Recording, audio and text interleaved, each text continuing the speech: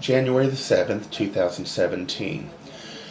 I want to touch on the problem, the reason why there's a lot of distrust and dislike on the Russians' part and Vladimir Putin in particular towards the Clintons. Back in during Clinton's presidency, Bill Clinton's presidency, there was a decision made with Eastern Europe crumbling into smaller countries.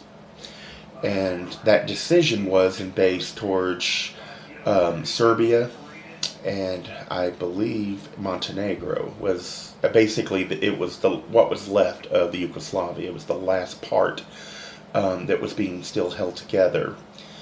For the entire time, Boris Yeltsin at the time of Russia kept saying, "This is something I can't defend to the Russian people." And he felt that it was understood, and therefore Clinton would obviously be smart enough not to basically win this small little war but lose Russia. But unfortunately, he didn't. Worse, he decided to use NATO as an umbrella so that it doesn't come down to him. Now, the reason why that was worse is that NATO was originally found to protect Western Europe from Russia. And there has always been a problem with, by Russia's side of it, that NATO is still around and very little has changed. Now, you send into a country that is, first of all, very close in ethnicity to the Russian government. It is on their border even. And you end up doing an air war attacking Serbs who are ethnically very associated with Russia. And it obviously would scare a lot of the people in Russia.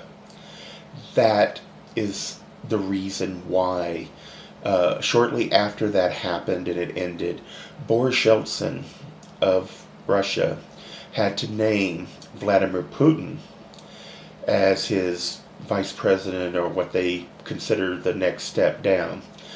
Once Boris Yeltsin, I know he's dead now. I'm not sure if he died before he left office, but he definitely left at some point, and Vladimir Putin took the job.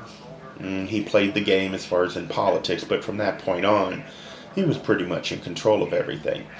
And he was an ex-KGB person, and he has said recently, as much as maybe 2 years ago, that as far as he's concerned, the worst thing that happened in the world was the collapse of the Soviet Union. So, and the reason why that was a problem is, to him, is the fact that had it continued to be functional as, a government, then he believes that the president of the United States at the time, Bill Clinton, would not have acted without the consideration of what Russia felt was its own interest in that region. That is the big problem, and it has nothing really to do. I mean, yes, it ticked him off when Hillary came out and challenged the 2011 election for himself. Obviously, I'm sure he wasn't too happy about it. He doesn't like people to disagree with him. So I agree with that. However, the real reason why there's this animosity is because Bill Clinton chose to ignore. He felt he didn't need to, for some reason or other, take into account Russia's own interest in that region. That he felt it would, I assume that since Russia was so weak, and I'm sure Putin believes this, since Russia was so weak, that it didn't matter what they thought. They would just have to get used to it. And that was a mistake, a horrible mistake, and it has cost us. And today we are in a much more dangerous situation, all because he failed to take into account that in the future, Russia was not going to be as broken as it was, or as in much damage as it was. So that is the reason why there was hatred between Putin. It did not just grow overnight, as people like to say, and it didn't just come around in 2011. So there are reasons. I hope that other people will look this up and actually find out if it's true or not, because most of it, I'm positive it's true. There's, obviously I can't remember about Boris Yeltsin, if he's dead or if he died in office or if he actually just left. I know he died shortly around that time. Anyway, I'm done. I've had my say. Thank you. Bye-bye.